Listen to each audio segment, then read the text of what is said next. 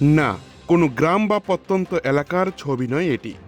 BJP শাসিত ত্রিপুরার পৌর পরিষদ এলাকার একটি রাস্তার এমনই দশা বিগত কয়েক বছর ধরে। ঊনকোটি জেলার পাবিয়াছড়া বিধানসভাধীন কুমারঘাট পৌর পরিষদের সারদাপল্লী এলাকার দৃশ্য এটি। এক পশলা বৃষ্টিতেই তথাকথিত উন্নয়নের জোয়ারে যেন ভেসে যাচ্ছে সারদাপল্লী এলাকার মানুষের দৈনন্দিন জীবনযাত্রা। ভগবানের কুদৃষ্টিতে দুর্ভোগে পড়তে হচ্ছে পথ চলতি সাধারণ মানুষ থেকে স্কুল কলেজে পড়ুয়া ছাত্র ছাত্রীদেরকে। ডবল ইঞ্জিনের শাসনে ত্রিপুরার সর্বত্রই চলছে কেবল উন্নয়ন আর উন্নয়ন। আর সেই উন্নয়নের চূড়াস্রোতেই যেন ভেসে গেল কুমারঘাটের সারদাপল্লী এলাকার রাস্তাঘাট থেকে মানুষের বাড়িঘর। একসময় এলাকার মানুষ করজুড়ে প্রকৃত উন্নয়ন চেয়েছিলেন ভগবানের কাছে।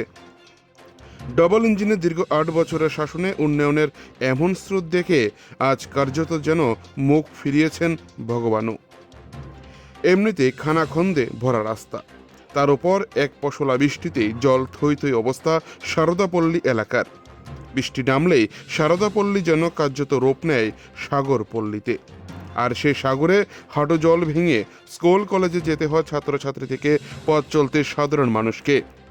জল ঢুকে যায় মানুষের বাড়িঘর, উঠোন থেকে ঘর পর্যন্ত। ডাবল ইঞ্জিনের শাসনে ত্রিপুরা সর্বত্র শুধু চলছে বিকাশ আর বিকাশ। আর সেই বিকাশের স্রোতে যেন একেবারে ভেসে যাচ্ছে কুমারঘাটের উন্নয়ন। এই বিষয়ে এলাকার বাসিন্দা স্বপ্না দাস বলেন, দীর্ঘ 5 বছরেও বেশি সময় ধরে এই সমস্যার দিন কাটাতে হচ্ছে তাদেরকে। বাড়িঘরে ঢুকে যায় রাস্তার জল, এতে ঘর থেকে বের হতে পারেন না তারা। নর্দমার জল সরাসরি বয়ে যায় রাস্তা এবং বাড়িঘরের উপর দিয়ে। এই বিষয়ে অনেক আগে স্থানীয় ওয়ার্ডের জনপ্রতিনিধিকে জানিয়েছিলেন তারা। তাদের অভিযোগ, সমস্যা সমাধানের বদলে মিলছে শুধু প্রতিশ্রুতির বন্যা। এই পরিস্থিতির শিকার হয়ে বিগত দিনে ঘর থেকেও তারা বের হতে পারেননি বলে জানিয়েছেন ওই মহিলা।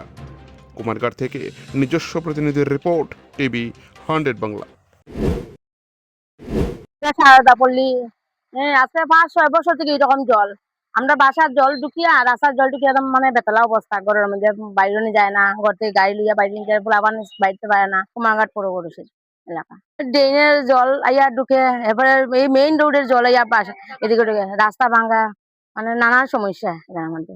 এটা তো বহুত আগেই জানানো হয়েছিল মেম্বারে। এবারে তারা তো কোনো ইয়ে করছে না, কাজ হইব, ড্রেন হইব, এরকমই বলছে তারা।